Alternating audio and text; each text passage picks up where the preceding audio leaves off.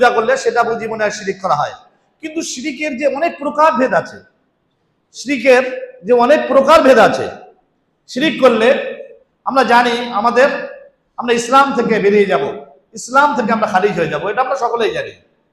কিন্তু ওই রকমই যে আমরা তাওহীদের স্বীকৃতি দিয়েছি যখনই আমরা বলেছি আশহাদু আল্লা ইলাহা ইল্লাল্লাহ, আমরা সকলেই সাক্ষ্য দিয়েছি যে আল্লাহ ছাড়া অন্য কোনো সত্য মাবুদ নেই।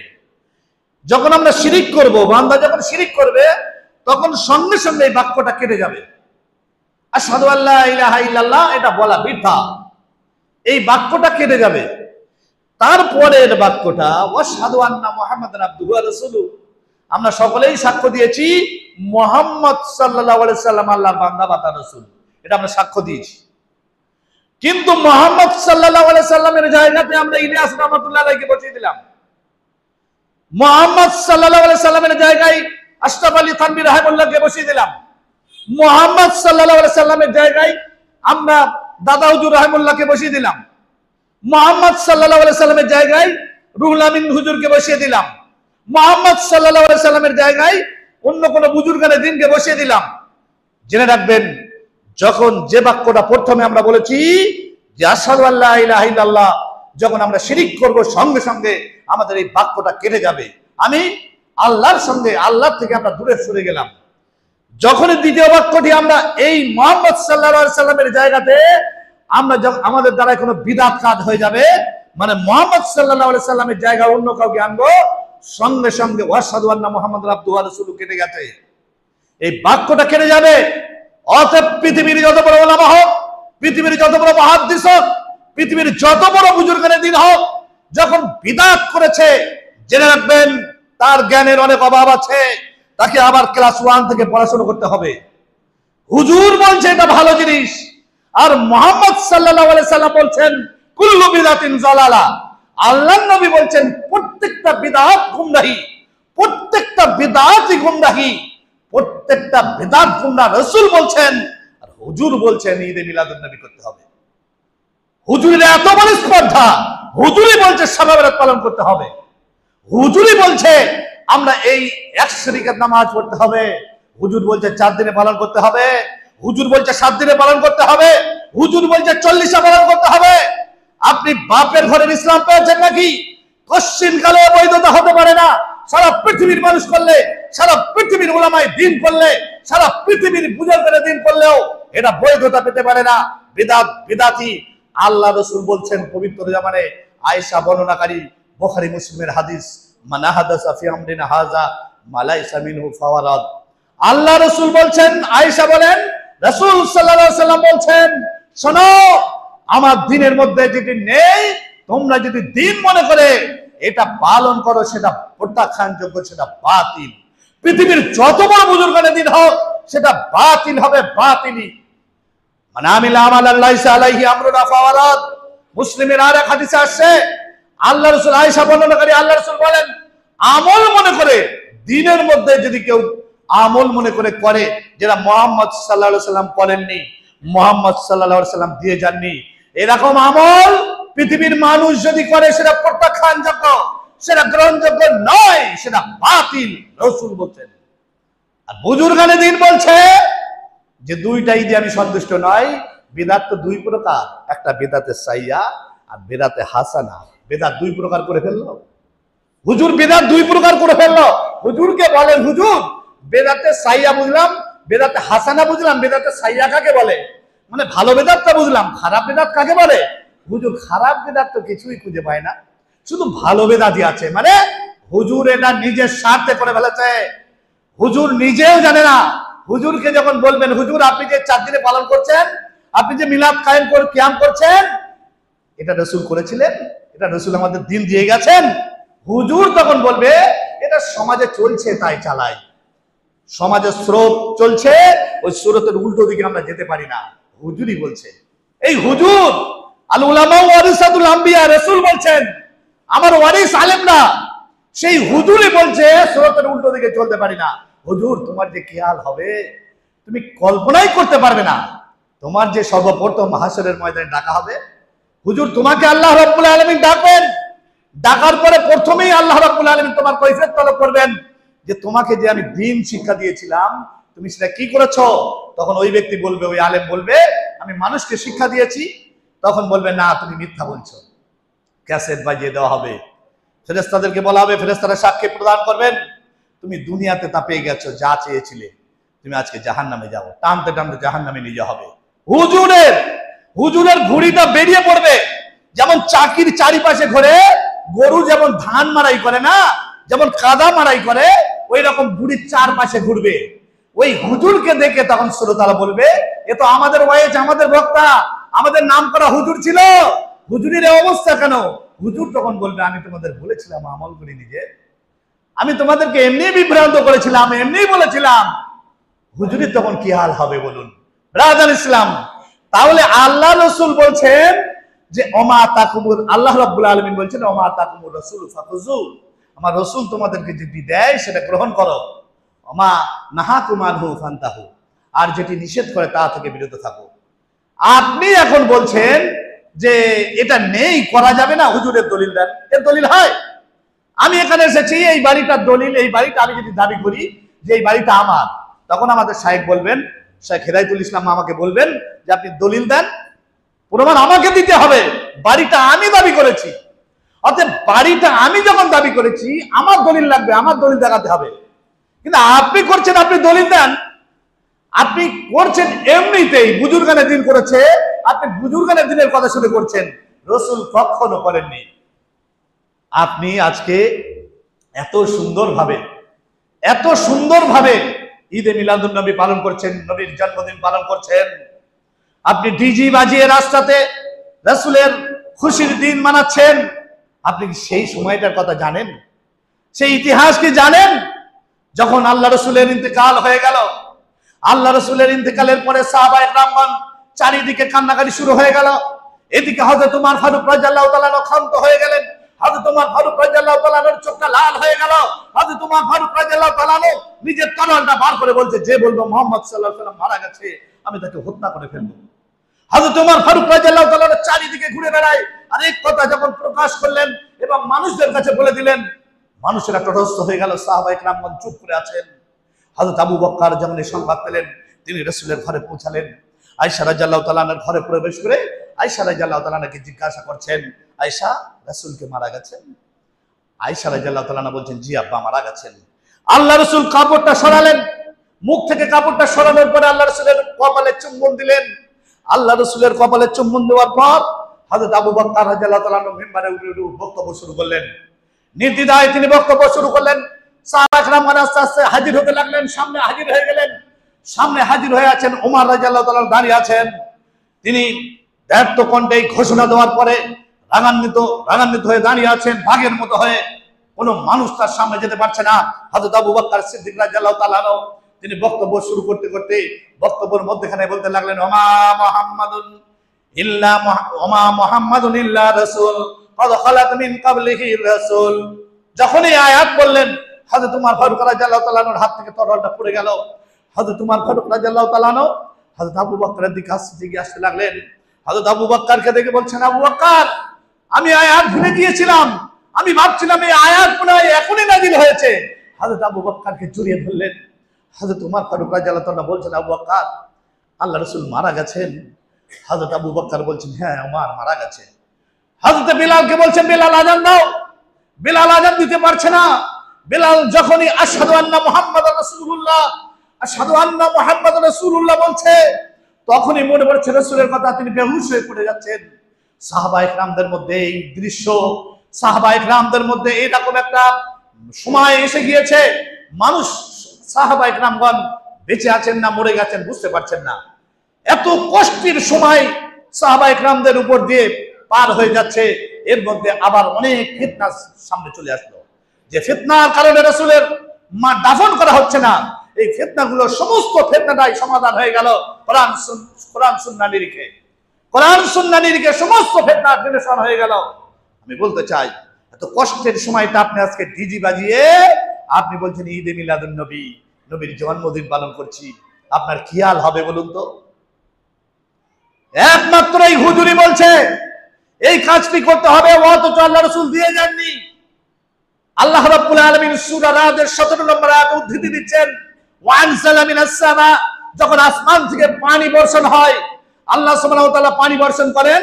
আল্লাহ রাব্বুল আলামিন মিসাল দিচ্ছেন, যখন ওই পানিটা যখন এরকম ভাবে দেখবেন, পানি যখন প্লাবন শুরু হয়, পানির স্রোত যখন চলে, ওই স্রোতের সঙ্গে কিছু খড়কুটো ভেসে যায়, কিছু ফেনা ভেসে যায়, ফেনা, ওই ফেনা বা খড়কুটো গুলোই পানির সঙ্গে ভেসে যায়। আল্লাহ সুবহানাহু ওয়া তাআলা উদ্ধৃতি দিচ্ছেন। স্বর্ণকার্যে দেখবেন সোনা যখন গরম করার পরে ওটা ঝালাই করে, যখন মারে, তখন ওর যে অপদার্থ জিনিসগুলো আছে, যখন ওর অন্য খারাপ জিনিসগুলো আছে, সেগুলো দূর হয়ে যায়। আল্লাহ সুবহানাহু ওয়া তাআলা উদ্ধৃতি দিচ্ছেন। ঠিক এই যে বিদআতকারী, এই যে পানির স্রোতে খড়কুটো ভেসে যাচ্ছে, ফেনা ভেসে যাচ্ছে, এরা ক্ষণিকের জন্য মনে মনে ভাবে, জানেন, এরা ক্ষণিকের জন্য ভাবে আমরা কি হয়েছি, আমি কি হনু, আমি কি হয়ে গেছি, আমার সংখ্যায় অনেক বেশি। তোমরা আহলে সুন্নাত ওয়াল জামাত, তোমরা আহলুল হাদিস বলো, তোমরা কয়জনে? আমরা অনেক সংখ্যায়, আমরা প্রোগ্রাম করলে, জলসা করলে লাখ লাখ লোক হয়, আমরা কি হনু। এই যে এই খড়কুটো এবং ফেনা, তারা পানির উপরে কিছু সময়ের জন্য তারা দাপট দেখায়, কিন্তু কিছু সময় পর পানি যখন কমে যায়, আল্লাহ সুবহানাহু ওয়া তাআলা বলছেন, তারা আবার মাটিতে জমিনে বসে যায়। ঠিক সেরকমই আল্লাহ রাব্বুল আলামিন কোন মুমিন আর কোন মুসলমান আর বিদআতীকে উদ্ধৃতি দিচ্ছেন, ও মুমিন শোনো, বিদআতীরা ক্ষণিকের জন্য তোমাদের উপরে এরকম ভাবে আঘাত আনবে, বিদআতীরা তোমাদের উপরে এরকম ভাবে তারা অনেক কিছু দেখাবে। আল্লাহ রাব্বুল আলামিন আমাদেরকে, তার রাসূল সাল্লাল্লাহু আলাইহি সাল্লামকে সর্বকালের সর্বোচ্চ নেতা করেছেন। আমরা বলছি আল্লাহ রাসূলের কাছে কি সবকিছু আল্লাহ রাসূল দিয়ে গেছেন? আরে আমার জ্ঞান অতদূর পৌঁছায়নি। আমার জ্ঞান যদি পৌঁছাতো, তাহলে আল্লাহ সুবহানাহু ওয়া তাআলা বলছেন, আল ইয়াউমা আকমালতু লাকুম দীনুকুম, আমি দিন তোমাদের জন্য পরিপূর্ণ করেছি, আল্লাহ সুবহানাহু ওয়া তাআলা বলছেন। আর হতভাগা মানুষ, আমরা ১৫০০ বছর পরে এসে বলছি দিন কি কমপ্লিট হয়েছে? দিনের মধ্যে এখনো এগুলো সবাই মিলে যদি আমরা বসে সিদ্ধান্ত নিই, তাহলে সিদ্ধান্ত করতে হবে। আরে বুজুর্গানে দিনকে আপনি যে মানছেন, আপনি রাসূলের জায়গায় যে অন্য কাউকে এনেছেন, আপনি এটা তো অনেক পরের কথা। শুনুন, হযরত আব্দুল্লাহ ইবনে মাসউদ রাদিয়াল্লাহু তাআলা আনহু একটি লম্বা হাদিস, লম্বা ঘটনা আছে, আমি সংক্ষিপ্ত করে বলছি। হযরত আবু মুসা আশআরী রাদিয়াল্লাহু তাআলা আনহু মসজিদে কুবাতে পৌঁছালেন। মসজিদে কুবাতে ঢোকার পরে ফজরের আজানের দেরি আছে, তিনি মসজিদে কুবাতে পৌঁছে গিয়ে দেখছেন যে মানুষেরা গোলাকার হয়ে বসে আছে, মানুষেরা গোলাকার হয়ে বসে আছে। তাদের মধ্যে একটা আমির আছে, তাদের মধ্যে একটা নেতা আছে। নেতা সাহেব বলছে, সুবহানাল্লাহ পড়ো 100 বার, সুবহানাল্লাহ পড়ো 100 বার, আলহামদুলিল্লাহ পড়ো 100 বার, আল্লাহু আকবার পড়ো 100 বার। আরে আফজালুজ জিকির সুবহানাল্লাহ আলহামদুলিল্লাহ, এটা হচ্ছে শ্রেষ্ঠ জিকির। আপনি সারা দিন মাঠে কাজ করছেন, সুবহানাল্লাহ সুবহানাল্লাহ পড়তে থাকুন। মায়েরা বাড়িতে রান্না বান্না করছে, সুবহানাল্লাহ আলহামদুলিল্লাহ আল্লাহু আকবার, এরকম ভাবে তাসবিহ তাহলিল করতে থাকবে, জিকির করতে থাকবে, এটা শ্রেষ্ঠ জিকির। কিন্তু জিকিরটাকে ওই যে খারাপ জায়গায় নিয়ে গেছে, মানে ওই যে গোলাকার হয়ে জামাতবদ্ধ ভাবে তারা করছে, এটা আবু মুসা আশআরী রাদিয়াল্লাহু তাআলা দেখলেন, দেখার পরে তিনি দৌড় দিলেন কোথায়? আব্দুল্লাহ ইবনে মাসউদ রাদিয়াল্লাহু তাআলার বাড়িতে। যেমন আমাদের কাছে কেউ কোনো ফতোয়া জিজ্ঞাসা করলে আমরা শায়েখদের কাছে দিয়ে দিই, যান আব্দুল হামিদ সাহেবের কাছে যান, হিদায়াতুল ইসলামের সাহেবের কাছে যান। কেন বলেন তো? উনি জ্ঞানী ব্যক্তি। ঠিক আবু মুসা আশআরী রাদিয়াল্লাহু তাআলা ছুট দিলেন, দৌড় দিলেন কোথায়? আব্দুল্লাহ ইবনে মাসউদ রাদিয়াল্লাহু তাআলার কাছে। উনি বিজ্ঞ সাহাবী। হযরত আব্দুল্লাহ ইবনে মাসউদ রাদিয়াল্লাহু তাআলা কিছুক্ষণ পর ঘর থেকে বার হলেন, মসজিদে আসতে আসতে আবু মুসা আশআরী সমস্ত ঘটনাটা বললেন। আব্দুল্লাহ ইবনে মাসউদ রাদিয়াল্লাহু তাআলা আবু মুসা আশআরীকে বলছেন, আপনি তাদেরকে কিছু বললেন না? বলছেন, আবু মুসা আশআরী বলছেন, আমি অপেক্ষা করলাম আপনার জন্য। আব্দুল্লাহ ইবনে মাসউদ রাদিয়াল্লাহু তাআলা মসজিদে উপস্থিত হলেন। মসজিদে উপস্থিত হয়ে জিজ্ঞাসা করছেন, ও মুসলিম ভাইরা, তোমরা কি করছো? বলছে, আমরা তাসবিহ গণনা করছি, এখন আজানের দেরি আছে তো তাসবিহ গণনা করছি, সুবহানাল্লাহ আলহামদুলিল্লাহ আল্লাহু আকবার। আব্দুল্লাহ ইবনে মাসউদ রাদিয়াল্লাহু তাআলা বলছেন যে তোমাদের কত নেকি হচ্ছে না গণনা করে, তোমাদের কত গুনাহ হচ্ছে সেটা গণনা করো। হযরত আব্দুল্লাহ ইবনে মাসউদ রাদিয়াল্লাহু তাআলা তার দোকানে সেদিন বক্তব্য রেখেছিলেন, ও উম্মতে মুহাম্মাদী শোনো, রাসূলের সাহাবীরা এখনো মওজুদ, রাসূল যে পাত্রে পান করতেন খেতেন সেই পাত্র এখনো মওজুদ, রাসূলের জামা এখনো মওজুদ। তোমরা এত তাড়াতাড়ি ভ্রষ্টতার দ্বার খুলে দিলে, এত তাড়াতাড়ি বিরাটকে তোমরা নিয়ে চলে আসলে, তোমাদের উপরে ধ্বংস হোক। আব্দুল্লাহ ইবনে মাসউদ রাদিয়াল্লাহু তাআলা বলেছিলেন।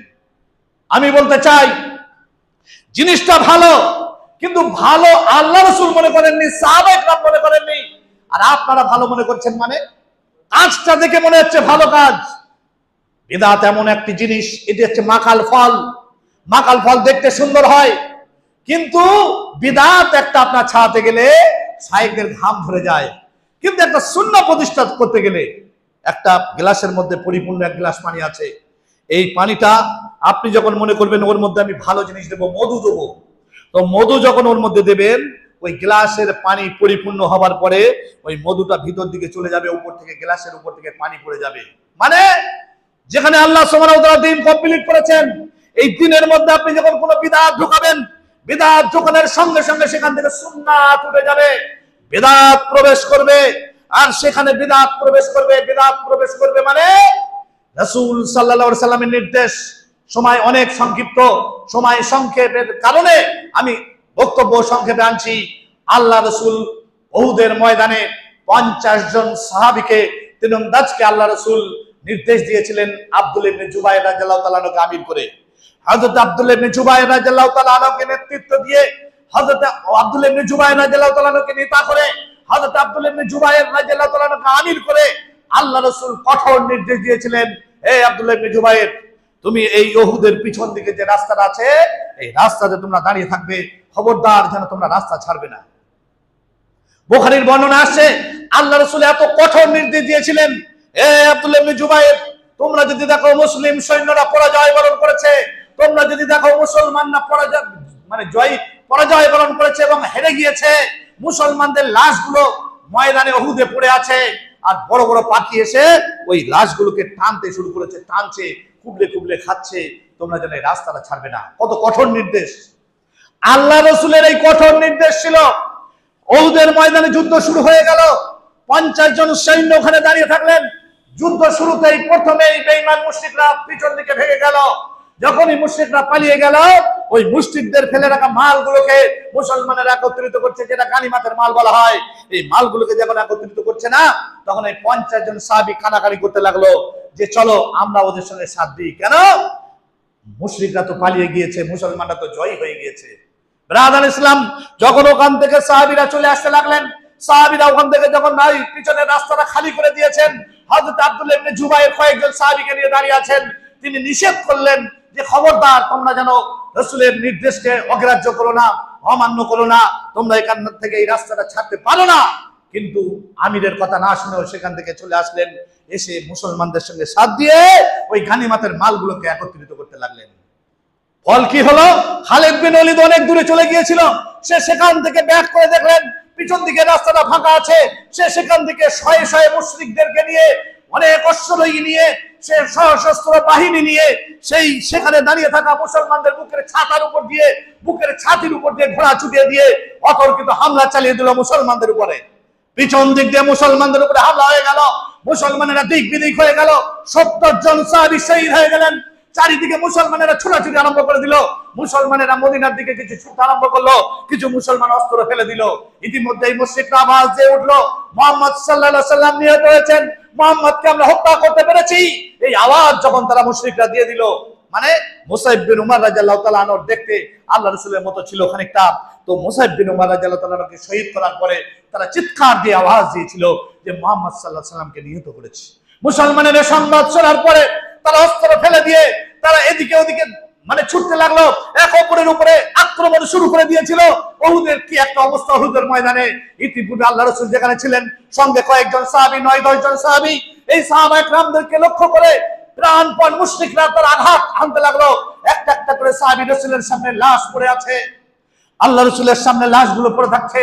ইতিমধ্যে একটা পাথর এসে রাসূলের মাথাতে লাগলো, মুখে লাগলো, দাঁত শহীদ হয়ে গিয়েছে, মুখ দিয়ে গলগল করে রক্ত পড়ছে, সারা শরীর রক্তাক্ত রাসূলের।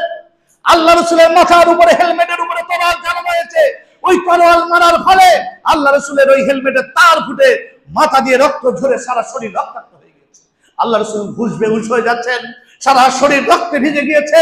70 জন শহীদ হয়ে গিয়েছেন সাহাবায়ে কেরাম। আল্লাহ রাসূলের সামনে প্রাণপণ সাহাবীরা যুদ্ধ পরিচালনা করতে করতে সকলেই লাশ পড়ে যাচ্ছে। একজন মাত্র বেঁচে আছে, হযরত তালহা রাদিয়াল্লাহু তাআলা আনহু। আল্লাহ রাসূলকে বলছেন, ইয়া রাসূলুল্লাহ, আপনি মাথা উঠাবেন না, আপনার মাথা উঠালে ওরা লক্ষ্য করে দেখতে পাবে, তাহলে আপনার উপর আঘাত আনবে। ইয়া রাসূলুল্লাহ, এখনো তালহা বেঁচে আছে, তালহা এখনো জিন্দা আছে। আল্লাহ রাসূল দেখছেন তালহার সামনের দিকে অসংখ্য তীর লেগে আছে, একটার পর একটা আঘাত। হযরত তালহা রাদিয়াল্লাহু তাআলা রাসূলকে বলছেন, ইয়া রাসূলুল্লাহ, আমার পিঠ এখনো ফাঁকা আছে, আমার পিঠের দিকে তীর নাই, আপনার জন্য আমি এখনো কুরবান হয়নি, ইয়া রাসূলুল্লাহ আপনি অপেক্ষা করুন, আমি আপনার জন্য কুরবান হয়ে যাবার আগে আমার পিঠটা দিয়ে আপনাকে রক্ষা করব। হযরত তালহা রাদিয়াল্লাহু তাআলা যখন এই যুদ্ধ চালাচ্ছেন, এই সময় হযরত আবু বকর, উমর তারা তাদের মনে আসলো রাসূলের কথা, তারা দৌড় দিয়ে তখন এখানে উপস্থিত হয়ে গেল। এখানে এসে দেখছেন লাশগুলো পড়ে আছে, তালহা প্রাণপণ যুদ্ধ চালিয়ে যাচ্ছে। আল্লাহ রাসূল বলছেন, তোমরা যদি কোনো জীবিত জান্নাতীকে দেখতে চাও তাহলে তোমরা আমার তালহাকে দেখো, জীবিত জান্নাতী যদি দেখতে চাও তালহাকে দেখো। আল্লাহ রাসূল সামনে লাশ পড়ে আছে।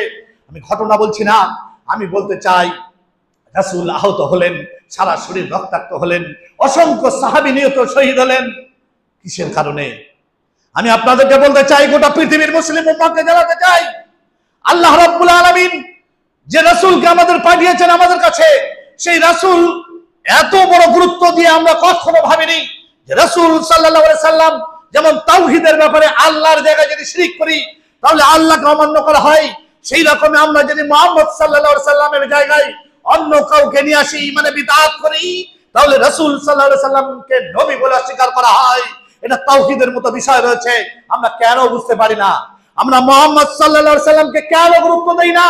উম্মতে মুহাম্মাদী শোনো, সেদিন সাহাবা ইকরামকে আল্লাহ রাব্বুল আলামিন হলের জন্য শিক্ষা দিয়েছিলেন, যদিও সাহাবা ইকরামদেরকে আল্লাহ রাব্বুল আলামিন ক্ষমা করেছেন, কিন্তু সাহাবা ইকরামদেরকে আল্লাহ রাব্বুল আলামিন শিক্ষা দিয়েছেন এই বলে যে সাহাবীরা, তোমরা আমার রাসূলের নির্দেশকে অগ্রাহ্য করেছো, অনেকের জন্য তোমাদের শিক্ষা। পৃথিবীর মানুষ শোনো, তোমরা যদি আমার রাসূলকে অমান্য করো, তোমরা যদি আমার রাসূলের কথাকে অগ্রাহ্য করো, তোমরা যদি আমার রাসূলের কোনো হুকুম নীতি কোনো নির্দেশকে অগ্রাহ্য করো, তাহলে শোনো তোমাদের উপরে এরকমই কঠিন শাস্তি আসবে। সূরা নূরের 63 নম্বর আয়াত আল্লাহ সুবহানাহু ওয়া তাআলা বলেন, ফালিয়াহদারিল্লাযিনা ইউখালিফুনা আন আমরি আন তুসিবাহুম ফিতনাতুন আও ইউসিবাহুম আযাবুন আলীম। শোনো, আমার রাসূলের নির্দেশকে যারা অগ্রাহ্য করে তারা সতর্ক হোক যে তাদের উপরে বিপর্যয় আসবে, অথবা তাদের উপরে আসবে কঠিন শাস্তি। এটা আল্লাহ সুবহানাহু ওয়া তাআলা বলছেন, সূরা নূরের 63 নম্বর আয়াত। হুজুর আপনি দেখতে পান না? আপনি এই ঘটনা জানেন না? আপনি আয়াতগুলো দেখেননি? তাহলে হুজুর আপনি কি করে মিলাদ করেন? আপনি কি করে 40 পালন করেন? আপনি কি করে শবে বরাত পালন করেন? আপনি উম্মতকে কেন বিভ্রান্ত করছেন? আপনি কেন ধ্বংস করছেন উম্মতকে? আপনাকে কঠোর হুঁশিয়ারি দিয়ে বলতে চাই, পৃথিবীর মধ্যে একটি আহলুল হাদিস থাকলে, একটি মাত্র আহলে সুন্নাতুল জামাতের মানুষ থাকলে আপনাকে আপনার সর্বসময় আপনার প্রতিবাদ করবে। জেনে রাখুন, সারা পৃথিবীর মানুষ করলেও যশাইকারীর কোন মানুষ যদি কোনো জায়গাতে থাকে আর সেখানে যদি রাসূলকে অপমান করা হয়, মানে বিদআত করা হয়, তাহলে যশাইকারীর মানুষ সেখানে অংশগ্রহণ করবে না ইনশাআল্লাহ। কেন? ওই যশাইকারীর মানুষ জানে যে আমি রাসূলকে অপমান করতে পারি না। হাসরের ময়দানে হাউজে কাউসারের পানির জন্য উম্মত যখন সকলেই লাইন দেব, এই সময় আমাদের অজুর জায়গাগুলো চকমক চকমক করে জ্বলবে। এই সময় যখন হাউজে কাউসারের পানি, মানে সময় নেই, হাউজে কাউসারের পানি পান করলে আমার আর পিপাসা লাগবে না। এই হাউজে কাউসারের পানি পান করার জন্য আমরা যখন লাইন লাগিয়ে দেব, এই সময় আল্লাহ রাসূলের কাছে পৌঁছে যাব, ফেরেশতারা আমাদেরকে আর করে দেবেন। আর করে দেওয়ার পরে আল্লাহ রাসূল বলবেন, ফেরেশতারা ওদেরকে আসতে দাও, ওরা আমার উম্মত।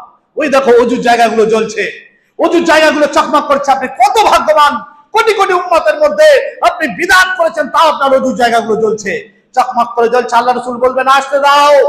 ফেরেশতারা তখন আল্লাহ রাসূলকে বলবেন, ইয়া রাসূলুল্লাহ, ফেরেশতারা বলবেন, ইয়া রাসূলুল্লাহ, আপনি যে দ্বীন রেখে এসেছিলেন, আপনি যে শরীয়ত রেখে এসেছিলেন, সেই শরীয়তের প্রতি এরা সন্তুষ্ট ছিল না। এরা আপনার দ্বীনকে নিয়ে ছিনিমিনি খেলেছে, এরা দ্বীনকে বাড়িয়েছে, কমিয়েছে, অতএব এরা আপনার হাতের পানি খাওয়ার যোগ্য নয়। আল্লাহ রাসূল একটি হাদিসে আসছে, সুবহান সুবহান, তোমরা দূর হয়ে যাও, দূর হয়ে যাও। আর একটি হাদিসে আসছে, আল্লাহ রাসূল ফেরেশতাদেরকে বলবেন, এদেরকে দূর করে দাও, দূর করে দাও। পৃথিবীর মানুষ শোনো, সারা পৃথিবীর কেউ, আমার নিজের ভাই, নিজের মা, নিজের বোন, নিজের যখন আমার কেউ কাছে হাঁটবে না, সকলেই যখন আমাকে অস্বীকার করবে, তখন রাসূলের কাছে যাব পানি খেতে। রাসূল যখন আমার ওখান থেকে দূর করে দেবে, তাহলে আমি কোথায় যাব? আমার কি হবে? আমার কপালে কি, আমার নসিবে কি হবে? ব্রাদার ইসলাম, রাসূলের হাউজে কাউসারের পানি আমরা কিন্তু খেতে পারবো না যদি বিদআত করি। অতএব আল্লাহ রাব্বুল আলামিন আমাদেরকে সকলকে বিদআত থেকে আমাদের দূরে থাকার তৌফিক এনায়েত করুন। আল্লাহুম্মা আমিন। আল্লাহ রাব্বুল আলামিনের কাছে দোয়া করি যে রব আমরা দুনিয়াতে যে কদিন বেঁচে থাকবো আমাদের দ্বারায় আমরা যেন তোমার নবীকে নবী বলে চিনতে পারি, আর হাউজে কাউসারের পানি যেন তোমার নবীর হাত থেকে আমরা পান করতে পারি। আল্লাহ সেই তৌফিক তুমি আমাদেরকে ইনায়াত করো, আল্লাহুম্মা আমিন। আল্লাহ তুমি আমাদেরকে জেসাইগাড়ির মানুষদেরকে আজকে যারা এই প্রোগ্রামটাকে সাজিয়েছে আমাদের শায়েখ সহ এই মসজিদ কমিটির উপরে তুমি রহমত নাযিল করো। আল্লাহ তুমি এদের দিলটাকে মূসা আলাইহিস সালামের মতো কলিজা বানিয়ে দাও, আল্লাহুম্মা আমিন। আল্লাহ আমরা সেই সন্ধ্যা থেকে নিয়ে যারা দিনের আলোচনা শুনছি, আল্লাহ তুমি আমাদের মধ্যে যে সমস্ত ভুল ভ্রান্তি রয়েছে আল্লাহ সমস্ত ভুল থেকে আমাদেরকে শুধরে নেওয়ার তৌফিক ইনায়াত করো, আল্লাহুম্মা আমিন। আল্লাহ তুমি আমাদের দ্বারায় যে কদিন তুমি দুনিয়াতে বাঁচিয়ে রাখবে আমাদের ইমানের হালাত ইসলামের উপরে বাঁচিয়ে রাখো, আমাদের মৃত্যুর সময় ইমানের সঙ্গে মৃত্যু দিও, আল্লাহুম্মা আমিন। আল্লাহ তুমি আমার মা বোনেরা যারা আছে তাদেরকে আয়েশা খাদিজা ফাতেমার মতো বানিয়ে দিও। আল্লাহ তুমি আমাদের মধ্যে থেকে যাদেরকে নিয়ে নিয়েছো, যারা অন্ধকার গহীনে চলে গেছে, আল্লাহ তাদেরকে তুমি ক্ষমা করে দিয়ে ইল্লিনে জায়গা দান করে দিও, আল্লাহুম্মা আমিন। তুমি আমাদের সন্তান সন্ততি যারা এসে চাষে আসবে তাদের প্রত্যেককে দিনের খাদিম বানিয়ে দিও, আল্লাহুম্মা আমিন। ওয়া মা আলাইনা ইল্লাল বালাগ। আসসালামু আলাইকুম ওয়া রাহমাতুল্লাহি ওয়া বারাকাতুহু।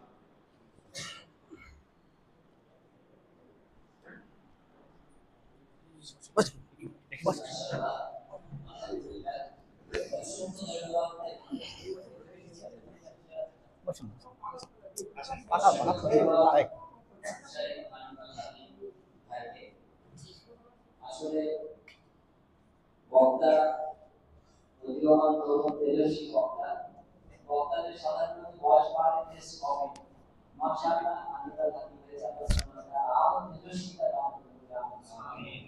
বেদান্তের বিরুদ্ধে এক বলিষ্ঠ কণ্ঠ তেজস্বী সরকার আমাদের পরিচিত কণ্ঠ আল্লাহ সুবহানাহু ওয়া তাআলা তার এই কণ্ঠকে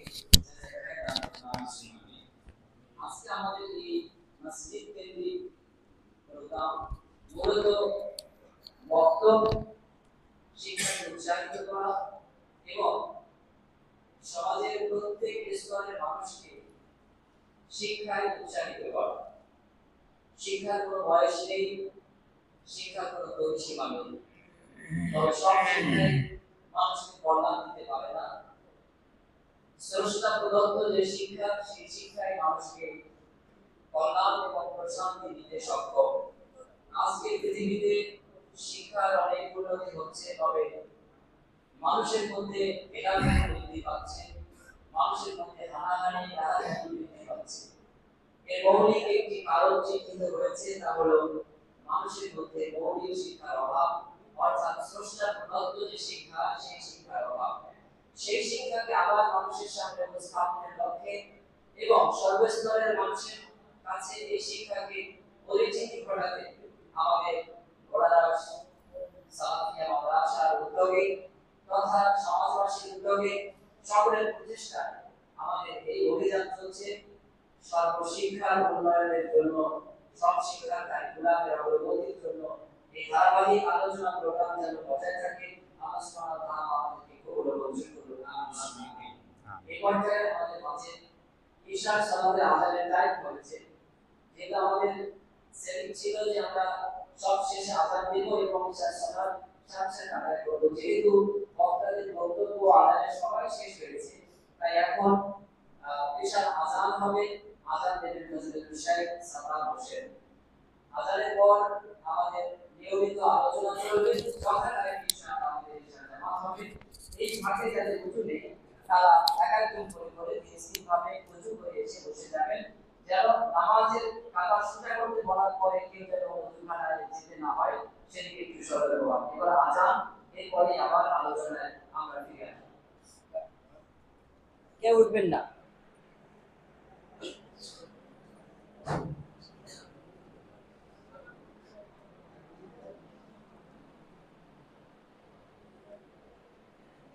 الله أكبر الله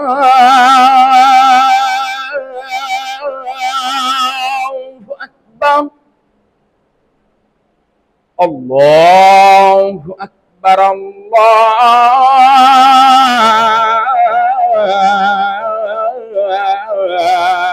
الله أكبر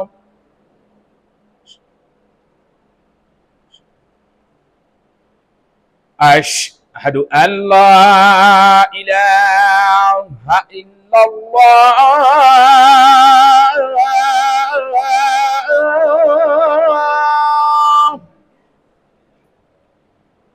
أشهد أن لا إله إلا الله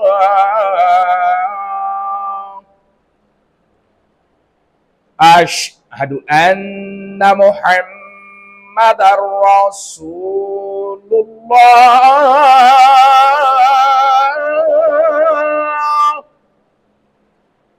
أشهد أن محمد رسول الله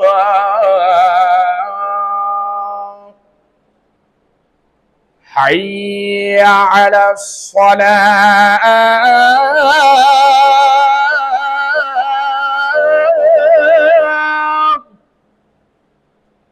حي على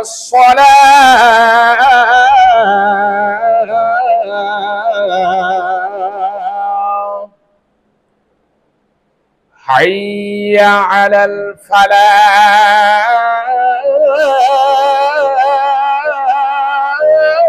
الفلاح حي على الفلاح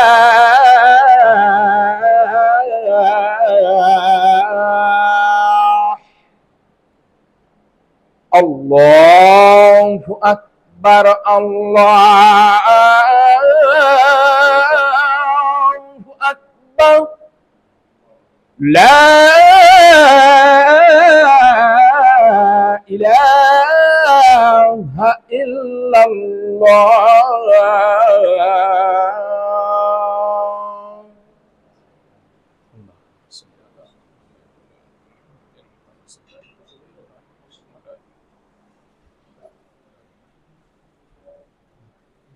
আলহামদুলিল্লাহ আমরা এশা সালাতে আদানের আমাদের আলোচনায় ফিরে আসছি। এই পর্যায়ে আমাদের মাঝে উল্লেখযোগ্য আলোচক ফজিলাতুল শেখ মাসুদ রানা সালাফি মাসুদ রানা হাফেজাহুল্লাহ মাদ্রাসা সালাফিয়া দায়িত্বশীল শিক্ষক এবং তার আলোচনা খুবই প্রাণবন্ত ভাষায় আমরা এগুলো অনেকবারই তার আলোচনা শুনেছি। আজকে ইনশাআল্লাহ সংক্ষিপ্তভাবে তার মুখ থেকে কোরআন এবং হাদিস থেকে আলোচনা শ্রবণ করব। আমি সমাজের প্রত্যেকের কাছে বিশেষ অনুরোধ রাখছি যে আপনারা এই সেদিকে একটু অনেক ঘোরাফেরা করছেন, অনেক বিলম্বে আপনারা এসে বসুন, অন্ততপক্ষে কিছুটা আলোচনা উপকৃত হন।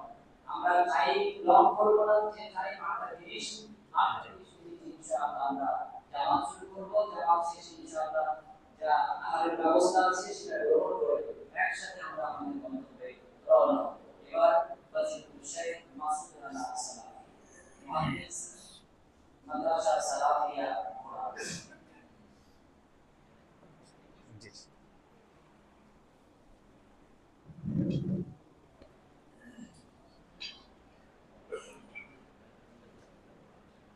হয়ে যাবে।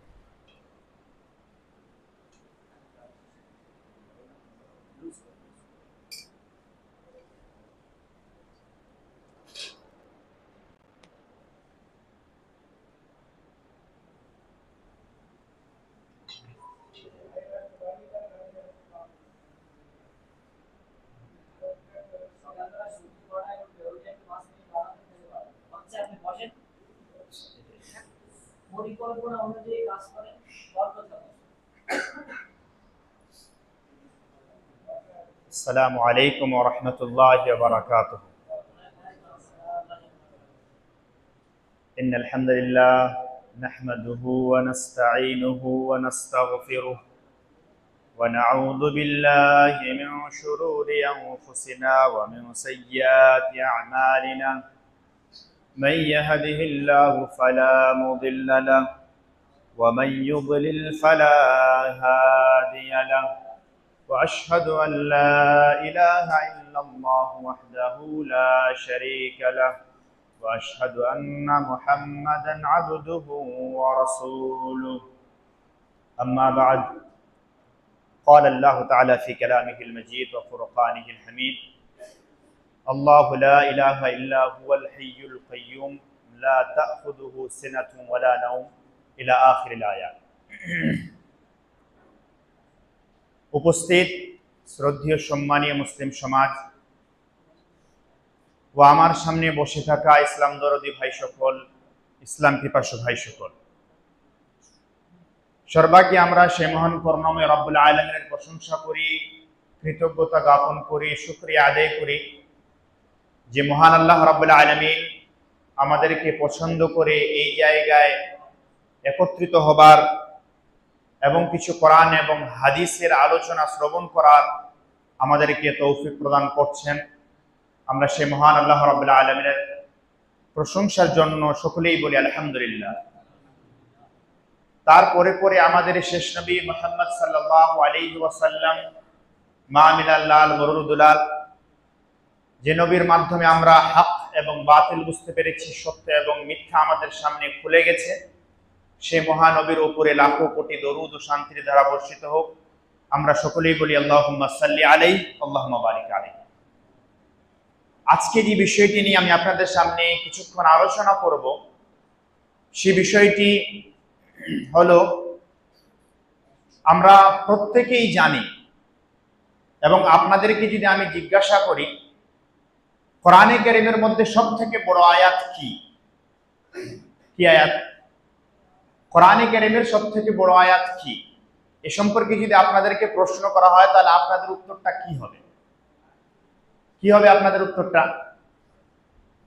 আপনারা বলবেন বড় দিক থেকে সবথেকে বড় আয়াত হলো কোরআনে কারীমে আয়াতে দাইন, ইদা তাদায়ানতুম বিদাইন। কিন্তু হাদিসে আমরা যখন এর পর্যালোচনা করি, হাদিস নিয়ে আমরা যখন ঘাটাঘাটি করি, তখন আমাদের সামনে ফুটে ওঠে যে কোরআনে কারীমের সবথেকে যে আয়াতটাকে আল্লাহ রাব্বুল আলামিন আয়াতে আযম বলেছেন, সবথেকে বড় আয়াত বলেছেন, সেটা হলো আয়াতুল কুরসি। এবার প্রশ্ন হলো যে আয়াতুল কুরসি কি আল্লাহ রাব্বুল আলামিন সে শব্দের দিক থেকে সংখ্যায় কম হওয়া সত্ত্বেও, পাতার দিক থেকে সেটা কম হওয়া সত্ত্বেও আল্লাহ রাব্বুল আলামিন এই আয়াতটাকে কেন আয়াতে আযম বললেন, কেন সর্ববৃহৎ আয়াত বললেন এবং সবথেকে বড় আয়াত বললেন? এটা আমাদেরকে আজকে জানতে হবে। এই বিষয়টা নিয়ে আমি আপনাদের সামনে আলোচনা করব। আমি প্রথমেই বলি, কোরআনে কারীমে আল্লাহ রাব্বুল আলামিন আমাদেরকে এই পৃথিবীতে সৃষ্টি করার উদ্দেশ্য বলে দিয়েছে। আর এই আয়াতটা আমরা সকলেই জানি। আল্লাহ রাব্বুল আলামিন কোরআন পাকের মধ্যে বলেন, ওয়ামা খালাকতুল জিন্না ওয়াল ইনসা ইল্লা লিয়াবুদুন, আমি জিন জাতিকে এবং মানব জাতিকে সৃষ্টি করেছি যাতে করে তারা আমার ইবাদত করতে পারে। এই যে লিয়াবুদুন শব্দটা এসেছে, এই শব্দটার ব্যাখ্যা করতে গিয়ে অনেক উলামা একরামরা অনেক কিছু বলেছেন। তার মধ্যে প্রখ্যাত মুফাসসির হযরত আব্দুল্লাহ ইবনে আব্বাস রাদিয়াল্লাহু তাআলা আনহু, তিনি যে আয়াতের ব্যাখ্যা করতে গিয়ে বলেছেন, তিনি বলেছেন এইখানে লিয়াবুদুনের অর্থ হলো লিওয়াহিদুন, যাতে করে মানুষ আল্লাহ রাব্বুল আলামিনের একত্ববাদকে, তাওহীদকে বাস্তবায়ন করে। আর এটাই হলো মানুষের পৃথিবীতে আসার উদ্দেশ্য। মানুষের যদি তাওহীদ উদ্দেশ্য না হতো, মানুষের মাধ্যমে আল্লাহ রাব্বুল আলামিন যদি একত্ববাদকে প্রতিষ্ঠা না করতে চাইতেন, তাহলে আল্লাহ রাব্বুল আলামিন না মানব জাতিকে সৃষ্টি করতেন, না এই পৃথিবীকে সৃষ্টি করা হতো, না আল্লাহ রাব্বুল আলামিন নবীদেরকে পাঠাতেন, না আল্লাহ রাব্বুল আলামিন কোরআনে কারীম অবতীর্ণ করতেন। কোরআনে কারীমের এরকম বহু আয়াত, কোরআনে কারীমের এরকম বহু আয়াত আমাদেরকে বলে যে আল্লাহ রাব্বুল আলামিন এই উম্মতের হেদায়েতের জন্য যে সমস্ত আম্বিয়া একরামদেরকে পাঠিয়েছিলেন, যে সমস্ত কিতাব আল্লাহ রাব্বুল আলামিন পাঠিয়েছিলেন, সেই সমস্ত কিতাবগুলো আমরা যদি লক্ষ্য করি তাহলে আমরা দেখতে পাবো এই কিতাবগুলো অবতীর্ণ করার পিছনে উদ্দেশ্য হলো আল্লাহ রাব্বুল আলামিনের একত্ববাদকে বাস্তবায়ন। এই যে একত্ববাদ, এই একত্ববাদ মানুষের জন্য এত গুরুত্বপূর্ণ।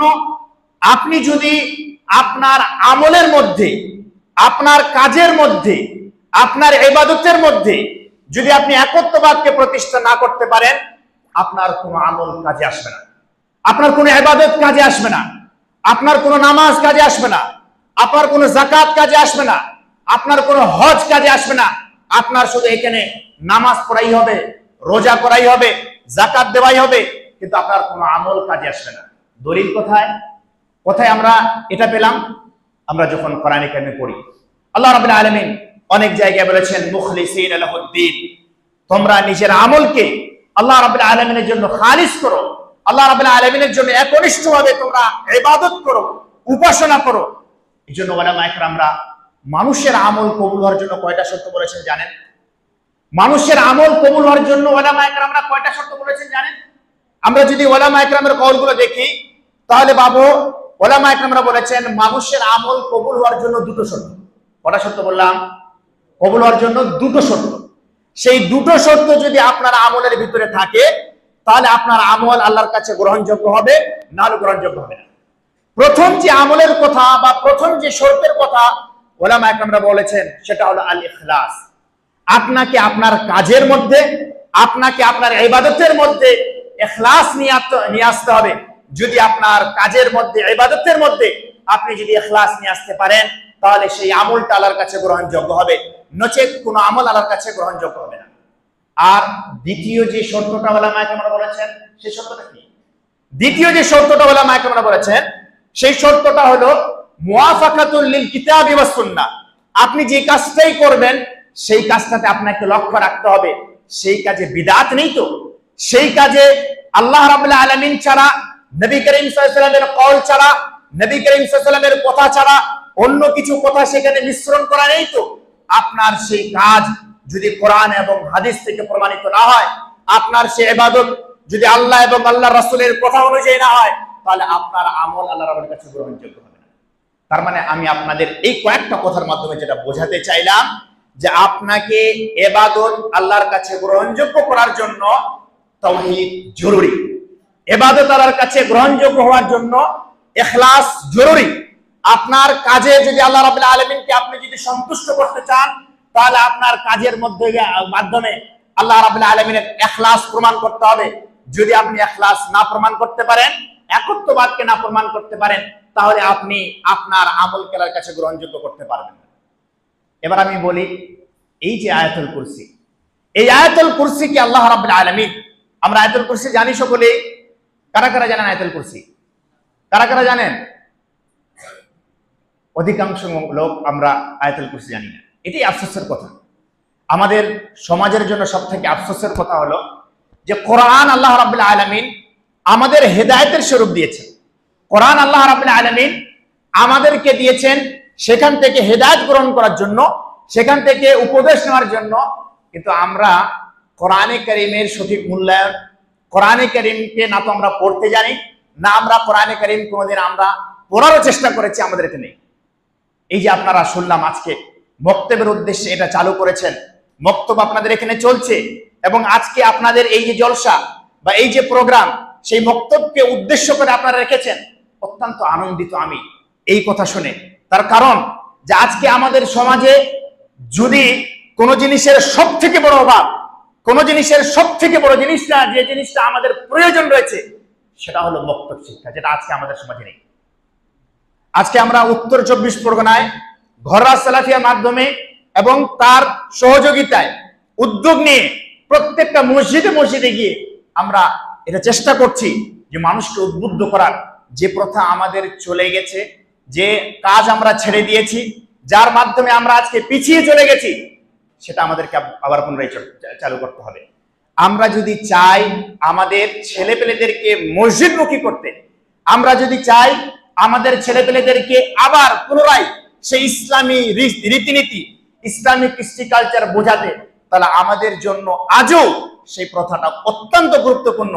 যে প্রথাটা আমরা আগে থেকে আমাদের সমাজে চলছে, সেটা হলো বক্তব্য ভিত্তিক শিক্ষা। বক্তব্য ভিত্তিক শিক্ষা অত্যন্ত গুরুত্বপূর্ণ। বক্তব্য ভিত্তিক শিক্ষা যদি আপনারা না রাখেন, তাহলে দেখবেন, আমার যেটা মন বলছে, আগামী প্রজন্ম মসজিদে যে এসে নামাজ পড়ার মতো এরকম প্রথা থাকবে না। আগামী প্রজন্ম যেটা আপনি মসজিদে মনে করবেন যে মসজিদে এসে কেউ নামাজ পড়বে, সেটা কেন থাকবে। আমরা যতটুকু আজকে যা কিছু করছি, যা কিছু যতটুকু আমরা শিখেছি, আমরা প্রত্যেকেই তো মাদ্রাসায় গিয়ে শিখি। প্রত্যেকে কি মাদ্রাসায় গিয়ে শিখেছি? না, প্রত্যেকেই তো মাদ্রাসায় গিয়ে শিখিনি।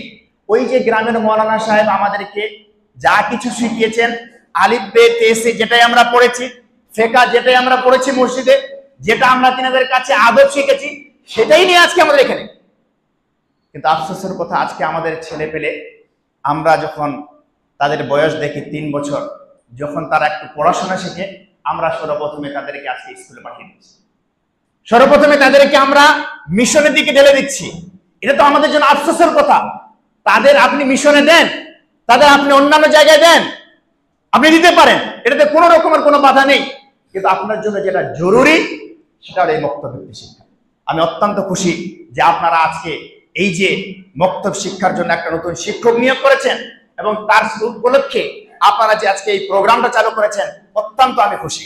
আমি আপনাদের সামনে বলছিলাম তাওহীদের গুরুত্বের কথা, তাওহীদের গুরুত্বের কথা আপনাদের সামনে বলতে গিয়ে আমি বললাম আপনার কোন আমল আল্লাহ রাব্বুল আলামিনের কাছে অতক্ষণ পর্যন্ত গ্রহণ হবে না যতক্ষণ পর্যন্ত আপনি ইখলাস না নিয়ে আসবেন। আর আপনি যদি আয়াতুল কুরসি পড়েন, আয়াতুল কুরসি দেখেন, তাহলে আয়াতুল কুরসিতে আল্লাহ রাব্বুল আলামিন নিজের একত্ববাদকেই রেখেছেন। তার মানে আমাদের কাছে এটা স্পষ্ট হলো, আমাদের কাছে এটা ক্লিয়ার হলো যে এই আয়াতটা সংখ্যার দিক থেকে কম হওয়া সত্ত্বেও, আয়াতের একের দিক থেকে অন্যান্য আয়াতের থেকে ছোট হওয়া সত্ত্বেও, এই আয়াতটাকে যে আল্লাহ রাব্বুল আলামিন আয়াতে আযম বলেছেন, নবী করিম সাল্লাল্লাহু আলাইহি ওয়াসাল্লাম যে আয়াতে আযম বলেছেন, এর পিছনে কারণ তাহলে কি? এর পিছনে কারণ তাহলে কি? ইখলাস এবং তাওহীদ। আমরা সূরা আয়াতুল কুরসি পড়ি, তাহলে এটা দিয়ে আমরা স্পষ্ট হব যে আয়াতুল কুরসি এখানে শুধুমাত্র আল্লাহ রাব্বুল আলামিন নিজের একত্ববাদের কথা তুলে ধরেছেন, যার ফলে এই আয়াতটাকে আল্লাহ রাব্বুল আলামিন আয়াতে আযম বলেছেন। আচ্ছা, এই আয়াতের ফজিলত সম্পর্কে আপনারা কিছু জানেন? এই আয়াতের কি ফজিলত? এই আয়াত কেন আমরা শিখব? এই আয়াতটাকে আমরা কেন মুখস্থ করব? এর ফজিলত সম্পর্কে আপনাদের জানা আছে? আসুন আমি আপনাদের সামনে এর কয়েকটা ফজিলতের কথা বলি, যাতে করে আপনাদের সামনে এই আয়াতটা যেন স্পষ্ট হয় এবং আপনারা যেন এর গুরুত্বটা বুঝতে পারেন। প্রথমে যে আয়াতের ফজিলত সম্পর্কে আপনাদেরকে বলবো, উলামা একরামরা বলেছেন আয়াতুল কুরসি আ'যামু আয়াতিন ফিল কোরআন, যেটা আমি আপনাদের সামনে বললাম। আয়াতুল কুরসি হলো কোরআনে কারীমের মধ্যে সবথেকে বড় আয়াত। কোন দিক থেকে বললাম আমি? কোন দিক থেকে বললাম? ইখলাসের দিক থেকে, একত্ববাদের দিক থেকে, তাওহীদের দিক থেকে এই আয়াতটাকে আল্লাহ রাব্বুল আলামিন সবথেকে বড় আয়াত হিসেবে গণ্য করেছেন এবং আয়াতে আযম বলা হয়। দলিল কোথায়? নবী করিম সাল্লাল্লাহু আলাইহি সাল্লামের হাদিস মুসলিম শরীফে এসেছে। হযরত উবাই ইবনে কাব রাদিয়াল্লাহু তাআলা আনহু তিনি বলেছেন, ক্বালা ক্বালা রাসূলুল্লাহ সাল্লাল্লাহু আলাইহি ওয়াসাল্লাম, নবী করিম সাল্লাল্লাহু আলাইহি ওয়াসাল্লাম একদা তিনি সাহাবাদেরকে উপদেশ দিচ্ছিলেন। উপদেশ দিতে গিয়ে তিনি নির্দিষ্ট করে হযরত আবুল মুনজির তিনি একে জিজ্ঞাসা করলেন, আতাদরি আইয়ু আয়াতিন আ'যাম ফিল কোরআন, হে আবু মুনজির তুমি কি জানো কোরআনের মধ্যে সবথেকে বড় আয়াত কি? নবী করিম সাল্লাল্লাহু আলাইহি ওয়াসাল্লাম সাহাবাকে প্রশ্ন। এবার ওই সাহাবী তিনি বলছেন যে কুলতু লা ইলাহা ইল্লাল্লাহ, আমি বললাম যে সবথেকে বড় আয়াত হলো কি? লা ইলাহা ইল্লাল্লাহ এবং আল্লাহু লা ইলাহা ইল্লাল্লাহ। যখন এই কথাটা শুনলেন নবী করিম সাল্লাল্লাহু আলাইহি সাল্লাম যারাবা ফি সাদরি, তার এখানে বুকে হাত দিয়ে বললেন এবং বললেন ইউহান্নিকা হাদাল ইলম আবুল মুনজির, হে আবুল মুনজির তুমি যে এই শিক্ষাটা পেয়েছো, এই শিক্ষা তোমার জন্য সুসংবাদ বয়ে নিয়ে আসুক, তোমার জন্য এই শিক্ষাটা সুসংবাদ বয়ে নিয়ে আসুক। কেন যে তুমি যে শিক্ষাটা পেয়েছো এটা হলো অত্যন্ত গুরুত্বপূর্ণ শিক্ষা। হযরত আবু মুনজির এখানে নবী করিম সাল্লাল্লাহু আলাইহি ওয়াসাল্লামের কাছ থেকে তিনি কি পেলেন? শাবাশি পেলেন না? তিনি কি পেলেন? নবী করিম সাল্লাল্লাহু আলাইহি ওয়াসাল্লামের কাছ থেকে তিনি কি পেলেন? নবী করিম সাল্লাল্লাহু আলাইহি ওয়াসাল্লামের কাছ থেকে তিনি পেলেন যে তোমার এই যে শিক্ষাটা, এই শিক্ষাটা অত্যন্ত গুরুত্বপূর্ণ এবং তোমার এই শিক্ষা বলে যে তোমার এই শিক্ষা হয়েছে। অতএব এই হাদিসের মাধ্যমে আমাদের কাছে স্পষ্ট হয় যে কোরআনে কারীমের মধ্যে সবথেকে যদি বড় আয়াত কিছু থাকে তাহলে সেটা কি? আয়াতুল কুরসি। মুখস্থ করবেন তো প্রত্যেকেই? আপনারা ভাইরা সকলে মুখস্থ করবেন তো? অবশ্যই মুখস্থ করেন ইনশাআল্লাহ। এটা খুব কার্যকারী আয়াত এবং এর গুরুত্বপূর্ণ আরো অনেক দিক রয়েছে। তাহলে প্রথম যেটা আমরা এর ফজিলত পড়লাম সেটা হলো কি? আয়াতে আযম বলা হয়। দ্বিতীয় যে আয়াতের ফজিলত হলো, এই আয়াতের মধ্যে আয়াতুল কুরসি ফিহা ইসমুল্লাহিল আযম। আল্লাহ রাব্বুল আলামিন এই আয়াতের মধ্যে প্রত্যেকটা আসমা সিফাতের যে সমস্ত নামগুলো ইসমে আযম, বড় বড় নাম, সে সমস্ত এখানে আয়াতের মধ্যে উল্লেখ করেছে। আমি যদি আপনাদেরকে বলি তাওহীদের মধ্যে সবথেকে গুরুত্বপূর্ণ কোনটা তাওহীদ, আপনারা কি বলবেন? তাওহীদের 3 প্রকার আপনারা জানেন না? তাওহীদে রুবুবিয়ত, তাওহীদে উলুহিয়ত, তাওহীদ আসমা ওয়া সিফাত, জানেন না এটা? এই তিনটা তাওহীদের মধ্যে সবথেকে গুরুত্বপূর্ণ কোন তাওহীদ? তাহলে আপনারা বলবেন যে তাওহীদ উলুহিয়্যাত, এটাই না? তাওহীদ উলুহিয়্যাত কে আপনারা সবথেকে গুরুত্বপূর্ণ বলবেন, কিন্তু উলামা একরামরা বলেছেন না, সবথেকে যদি গুরুত্বপূর্ণ কোন তাওহীদ থাকে, সবথেকে যদি এই তিনটা প্রকারের মধ্যে কোন প্রকার যে মানুষের জন্য অত্যন্ত গুরুত্বপূর্ণ হয়, গুরুত্ব তিনটাই, তাহলে সেটা হলো তাওহীদুল আসমা ওয়া সিফাত। কেন? তার কারণটা কি? তার কারণ উলামা একরামরা বলেছেন, এর মাধ্যমে আমরা নিজের প্রভুকে চিনতে পারবো, এর মাধ্যমে আমরা নিজের প্রভুকে চিনতে পারবো, এর মাধ্যমে আমরা আল্লাহকে সেটা জানতে পারবো, আর এর মাধ্যমে আমরা জানতে পারবো যে আল্লাহ রাব্বুল আলামিন আমাদের কি জন্য সৃষ্টি করেছেন, তার উদ্দেশ্য জানবো। আমি এখানে আপনাদেরকে একটা কথা বলি, সাধারণত দেখা যায়, এখানে আপনাদেরকে একটা উদাহরণ দিই, এর আগেও আমি একটা উদাহরণটা দিয়েছি। উদাহরণটা হলো যে মানুষ যে যাকে চেনে তাকে তার মূল্যায়ন ভালোভাবে করে, মানুষ যদি কাউকে না চেনে তার সঠিকভাবে তার মূল্যায়ন করে না। মানুষ যাকে যত চেনে তাকে মর্যাদা অত দেওয়ার ইচ্ছা পোষণ করে এবং মর্যাদা দেয়। যদি কোনো মানুষকে না চেনে তাহলে কিন্তু তার মর্যাদা দেয়।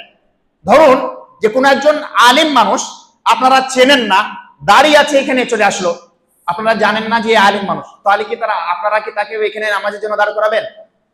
দাঁড় করাবেন না? দাঁড় করাবেন না। কেন বলুন তো? তাকে আপনারা কি করেন না, চেনেন না। কিন্তু যদি আপনি তার সম্পর্কে জানেন যে ইনি একজন যোগ্য আলেম, ইনি কোরআন ভালো পড়েন, হাদিসের জ্ঞান আছে, ইসলামের জ্ঞান আছে, তাহলে আপনারা কি করবেন? এখানে দাঁড় করাবেন। ঠিক এটাই না? আচ্ছা, এবার আপনাদেরকে বলি, ধরুন যে আপনাদের ছেলে আছে, সেই ছেলে আপনাদেরকে বেশি মূল্যায়ন করে না আল্লাহ রাব্বুল আলামিনকে বেশি মূল্যায়ন করে? কাকে বেশি মূল্যায়ন করে?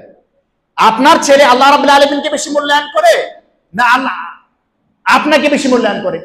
এক্ষেত্রে আমরা যদি পর্যালোচনা করি তাহলে আমরা দেখতে পাবো যে আপনার ছেলে আপনাকে আল্লাহ রাব্বুল আলামিন থেকে বেশি মূল্যায়ন করে। কিভাবে? আমরা যদি লক্ষ্য করি তাহলে দেখতে পাবো, আপনার ছেলে আজকে যদি বিড়ি খায়, আপনার ছেলে যদি আজকে সিগারেট খায়, আপনার ছেলে যদি আজকে ফ্রি ফায়ার খেলে, তাহলে সারাক্ষণ বসে দেখবেন যে কালভার্টে বসে কি করছে? ফ্রি ফায়ার খেলছে এবং বিড়ি খাচ্ছে, বারবার করে দেখতে। আপনি যেই তার পাশে দিয়ে যাবেন, সে তাড়াতাড়ি করে কি করবে? ওটাকে পকেটে ভরাবার চেষ্টা করবে না? করবে না? কেন বলুন তো? কেন সে ভরার চেষ্টা করবে? তার কারণটা কি? তার কারণটা হলো যে আপনার ছেলে আপনাকে চেনে, আপনার প্রতি তার একটা শ্রদ্ধা রয়েছে, আপনার প্রতি তার একটা ভালোবাসা রয়েছে। কিন্তু আল্লাহ রাব্বুল আলামিন তো সবসময় দেখছেন, আল্লাহ রাব্বুল আলামিন তো সবসময় করছেন। সেই ছেলের ভিতরে আল্লাহ রাব্বুল আলামিনের অনুভূতি কি রয়েছে? আল্লাহ রাব্বুল আলামিনের কি সেই মর্যাদা আপনার ছেলের ভিতরে রয়েছে? কেন নেই বলুন তো? তার কারণটা হলো তার আল্লাহ রাব্বুল আলামিনকে চেনে না। আমরা যখন কি করি, কোনো নিজের ব্যক্তিগত বলছি, আমরা যখন কোনো খারাপ কাজ করি তখন আমরা সব থেকে চেষ্টা করি যে সমাজ এটাকে না জানে, সমাজ যেন এটাকে না জানে, এটাই না চেষ্টা করি। কিন্তু আল্লাহ রাব্বুল আলামিন সম্পর্কে আমরা প্রত্যেকে জানি, যেই কাজটাই করি না কেন সেটা আল্লাহ রাব্বুল আলামিনের উপর থেকে দেখছি। কোনোদিন আপনার অন্তরে খারাপ কাজ করার সময় এই ভয়টা কি তৈরি হয়েছে যে আল্লাহ রাব্বুল আলামিনের উপর থেকে দেখছেন? কেন তৈরি হয়নি? তার কারণটা কি? তার কারণ যে আল্লাহ রাব্বুল আলামিনকে আপনার ছেলেও চেনে না, আর আপনি আল্লাহ রাব্বুল আলামিনকে চেনেন না।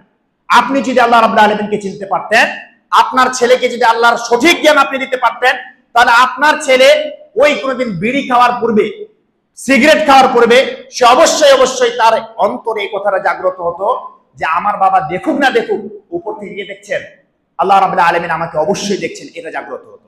আমি আপনাদেরকে বলছিলাম এই আয়াতুল কুরসিতে আল্লাহ রাব্বুল আলামিনের পরিচয় রয়েছে। আয়াতুল কুরসিতে তাওহীদ আসমা সিফাত বর্ণনা করা হয়েছে।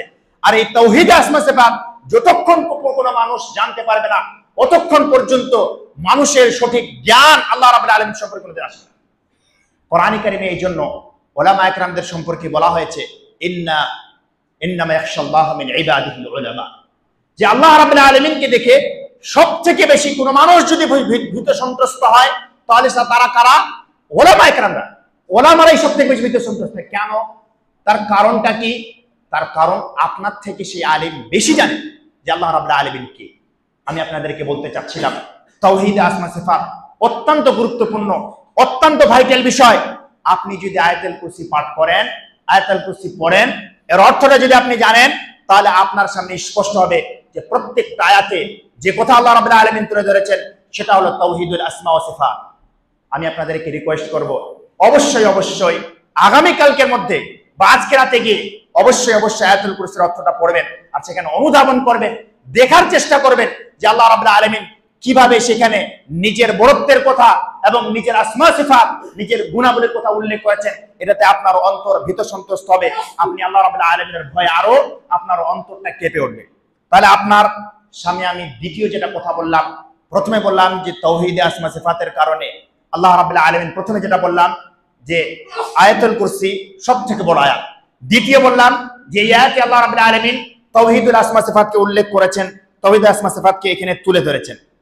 তৃতীয় এই আয়াতের যেটা ফজিলত, এই আয়াতের যেটা গুরুত্ব, সেটা হলো কোন মানুষ যদি প্রতিনিয়ত এই আয়াতুল কুরসিকে পাঠ করে তাহলে শয়তান তার কাছে কোনোদিন আসে না।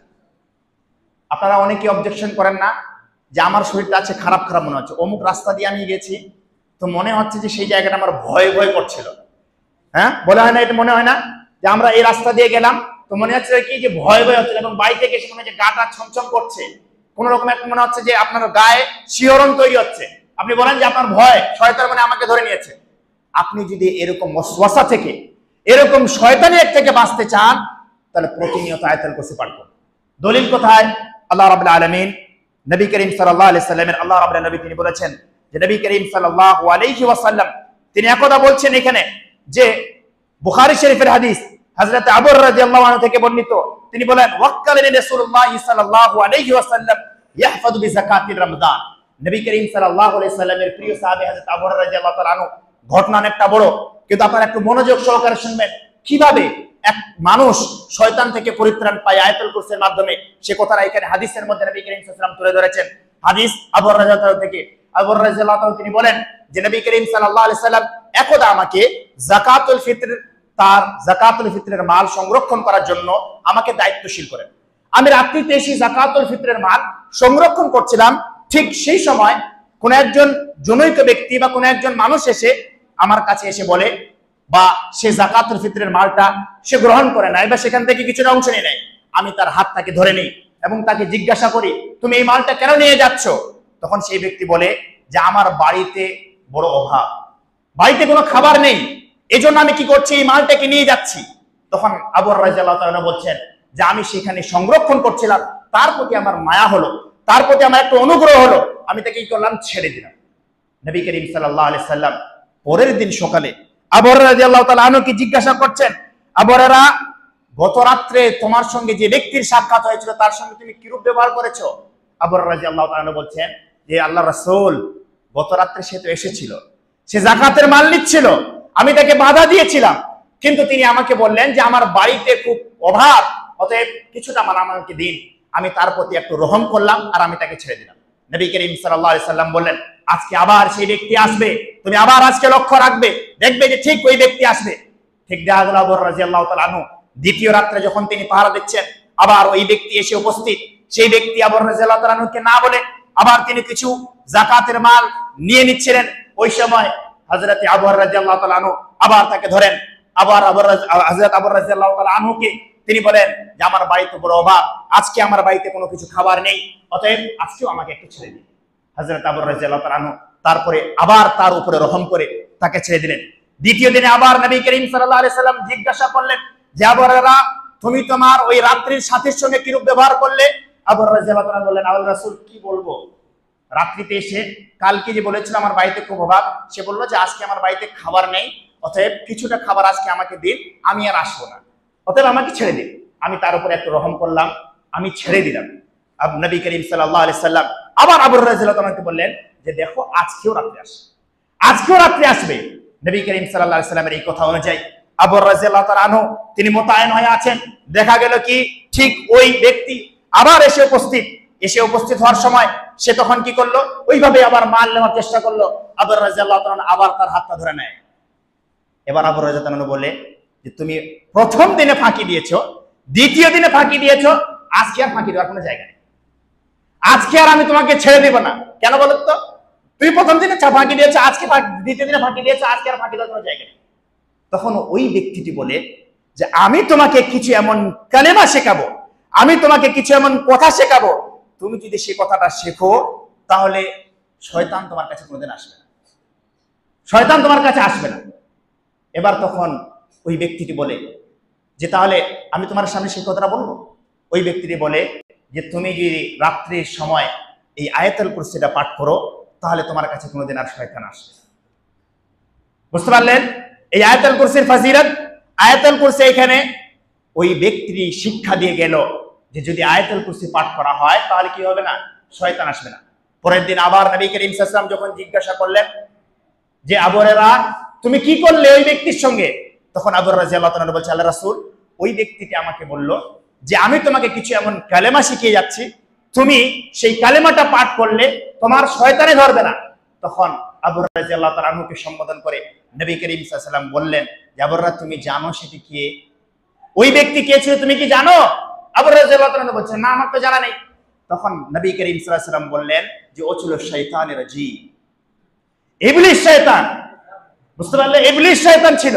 সে ইবলিস শয়তান তোমাকে শিক্ষা দিয়ে গেছে যে তুমি যদি আয়াতুল কুরসি পাঠ করো তাহলে কি হবে না, আর কোনোদিন শয়তান তোমার কাছে আসবে না। নবী করিম সাল্লাল্লাহু আলাইহি ওয়াসাল্লাম বললেন তার এই কথাটা শতভাগ সঠিক, তার এই কথাটা শতভাগ সঠিক। অতএব আমাদেরকে এখান থেকে শিক্ষা নিতে হবে, আমরা যদি প্রতিনিয়ত আয়াতুল কুরসি পাঠ করি তাহলে আমাদের কাছে কি আসবে না, কোনোদিন শয়তান আসবে না। বিশেষ করে ঘুমানোর সময় অবশ্যই অবশ্যই আপনারা আয়াতুল কুরসি পাঠ করবেন এবং নিজেকে শয়তান থেকে বাঁচানোর চেষ্টা করবেন। আমি আরো কয়েকটা ফজিলত বলে আমি ইনশাআল্লাহ আমার বক্তব্য ইতি করব। জি ইনশাআল্লাহ 8:30 পর্যন্ত। আচ্ছা ঠিক। তৃতীয় ফজিলত বুঝতে পারলাম।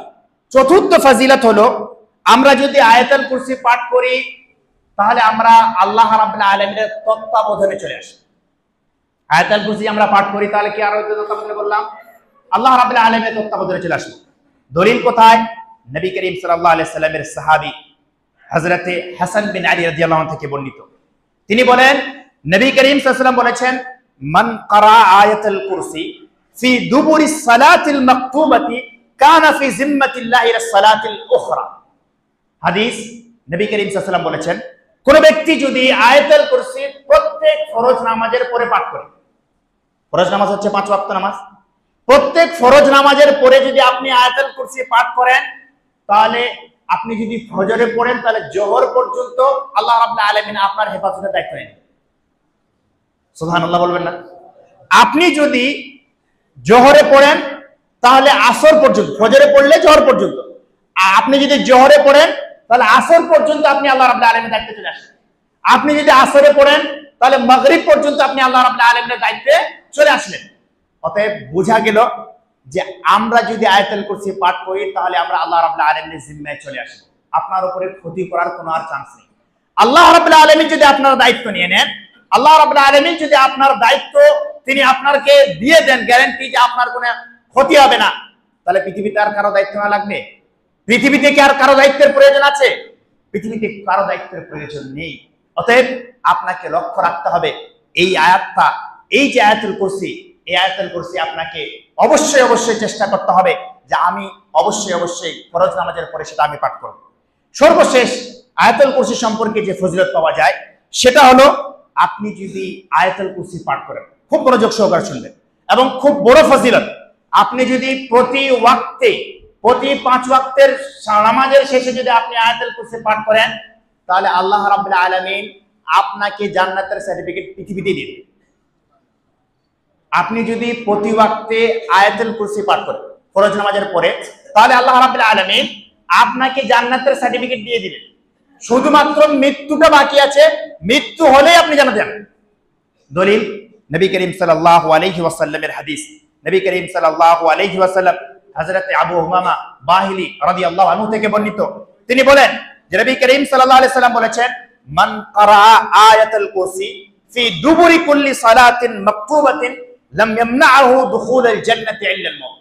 যদি কোনো ব্যক্তি প্রতি 5 ওয়াক্তের নামাজের পরে আয়াতুল কুরসি পাঠ করে তাহলে তার জান্নাতে যাওয়া থেকে শুধুমাত্র কোনো জিনিস যদি বাধা হয়ে আছে তাহলে সেটা হলো মৃত্যু। আপনি যদি মৃত্যুবরণ করেন তাহলে আপনার জন্য জান্নাতের রাস্তা খোলা আছে। এর থেকে বড় ফজিলত আপনি আর কি চাচ্ছেন? এর থেকে বড় গ্যারান্টি আপনি আর কি চাচ্ছেন? এর থেকে বড় সাবসিডি আল্লাহ রাব্বুল আলামিনের তরফ থেকে আপনি কি চাচ্ছেন? আপনি শুধু আয়াতুল কুরসি পাঠ করবেন আর আল্লাহ রাব্বুল আলামিন আপনাকে জান্নাতের সার্টিফিকেট দিয়ে দিবেন। কে আছে এমন ব্যক্তি যারা জান্নাতে যেতে চান না? আছেন? জান্নাতে আপনারা যেতে চান না? এরকম কেউ আছেন? প্রত্যেকেই আপনারা চান না জান্নাতে যাবেন। আর মুমিন হয়ে যখন আমরা এসেছি, মুসলিম হয়ে যখন আমরা জন্মগ্রহণ করেছি, প্রত্যেকের আমাদের আশা যে আমরা অবশ্যই জান্নাতে যাব, এই আশা নিয়ে আমরা এসেছি। আর আমাদেরকে যদি জান্নাতে যাওয়ার অনেক কোনো মাধ্যম অবলম্বন করতে হয়, তাহলে আমি মনে করি যতগুলো জান্নাতে যাওয়ার ডাইরেক্ট মাধ্যম আছে তার মধ্যে একটা মাধ্যম হলো, বড় মাধ্যম, সেটা হলো আয়াতুল কুরসি। আপনি যদি প্রতি ওয়াক্তে শেষে পাঠ করেন তাহলে আপনার জন্য জান্নাতে যাওয়ার পথ খোলা আছে। এই পাঁচটা ফজিলতের কথা, যে পাঁচটা ফজিলতের কথা আপনাদের সামনে উল্লেখ করলাম, এই ফজিলতের কথা অবশ্যই আয়াতুল কুরসি সম্পর্কে উলামায়ে কেরামরা এবং কোরআন হাদিস থেকে পাওয়া যায়। আপনি অবশ্যই এই ফজিলতের কথা মনে রেখে আপনাকে সেই আয়াতুল কুরসি মুখস্থ করতে হবে এবং এই আয়াতুল কুরসির অর্থটা অনুধাবন করতে হবে। অনুধাবন করে আপনাকে চিন্তা ভাবনা করতে হবে কিভাবে আল্লাহ রাব্বুল আলামিন এই আয়াতের মধ্যে নিজের বড়ত্ব উল্লেখ করেছেন, এত ফজিলত আল্লাহ রাব্বুল আলামিন কেন উল্লেখ করেছেন, এত গুণাগুণ আল্লাহ রাব্বুল আলামিন কেন উল্লেখ করেছেন। কোরআনে কারিমের অন্য কোন সূরা সম্পর্কে তো পাওয়া যায় না। কোরআনের অন্য কোন সূরা সম্পর্কে এত ফজিলত পাওয়া যায় না যে এতগুলো ফজিলত রয়েছে। কিন্তু আপনি যদি আয়াতুল কুরসি পাঠ করেন তাহলে যেমন আপনি জান্নাতের সার্টিফিকেট পেলেন, যেমন আপনি আল্লাহ রাব্বুল আলামিনের দায়িত্বে চলে আসবেন, এরকম আপনার অনেক আরো গুণাগুণ রয়েছে। শুধুমাত্র এখানে কয়েকটা গুণাগুণের কথা উল্লেখ করলাম, আপনি এই সমস্ত গুণাগুণের অধিকারী হবেন। আমি শুধু আপনাদের সামনে আয়াতুল কুরসির অর্থটা বলে দিই যাতে করে আপনারা এই অর্থটা বুঝতে পারেন। আয়াতুল কুরসি আমরা যখন পাঠ করি তখন আমরা প্রথম যেটা কি পাঠ করি বলুন সবাই? আল্লাহু লা ইলাহা ইল্লাহু, বলি না? তো আল্লাহু লা ইলাহা ইল্লাহু এর মাধ্যমে আল্লাহ রাব্বুল আলামিন কি প্রমাণ করতে চেয়েছেন? আল্লাহু লা ইলাহা ইল্লাহু এর মাধ্যমে আল্লাহ রাব্বুল আলামিন প্রমাণ করতে চেয়েছেন যে যদি একত্ববাদে, ইবাদতে, উলুহিয়াতে যদি কোনো সত্তা পৃথিবীতে থেকে থাকে তাহলে তিনি হলেন একমাত্র আমাদের প্রভু আল্লাহ রাব্বুল আলামিন, চেয়েছেন অন্য কিছু নেই। আর এটাই হলো আমাদের জন্য এবং বিগত উম্মতের জন্য আল্লাহ রাব্বুল আলামিনের বিধান। হাদিসের মধ্যে পাওয়া যায় যে হযরত আদম আলাইহিস সালাম থেকে নিয়ে নবী করিম সাল্লাল্লাহু আলাইহি সাল্লাম পর্যন্ত যতগুলো আম্বিয়া কেরাম এসেছিলেন, প্রত্যেকটা আম্বিয়া কেরামরা তিনারা এসে মানুষদেরকে যে শিক্ষা দিয়েছিলেন সেটা হলো লা ইলাহা ইল্লাল্লাহ, লা ইলাহা ইল্লাল্লাহ, যে আল্লাহ রাব্বুল আলামিন ছাড়া অন্য কোনো সত্তা নেই আর তিনি হলেন একমাত্র সত্তা, তিনি হলেন আমাদের ইবাদতের যোগ্য। তারপরে আয়াতটা কি আছে? তারপরে শব্দটা কি আছে? আল হাইয়্যু আল কাইয়্যুম, আছে না? মুখস্থ করেছেন না? এটা কি আছে তারপরে শব্দটা? আল হাইয়ুল কাইয়্যুম। হাইয়ের অর্থ কি জানেন? হাইয়ের অর্থ কি পড়েছেন? হাইয়ের অর্থ হলো চিরঞ্জীব। চিরঞ্জীবের অর্থ কি? চিরঞ্জীবের অর্থ হলো ওই সত্তাকে আমরা বলবো যে সত্তার ভিতরে কামালে হায়াত চলে এসেছে, অর্থাৎ যিনি কোনোদিন মৃত্যুবরণ করবেন না, জিনার মৃত্যু কোনোদিন আসবে না, তাকে বলা হবে কি? আল হাই।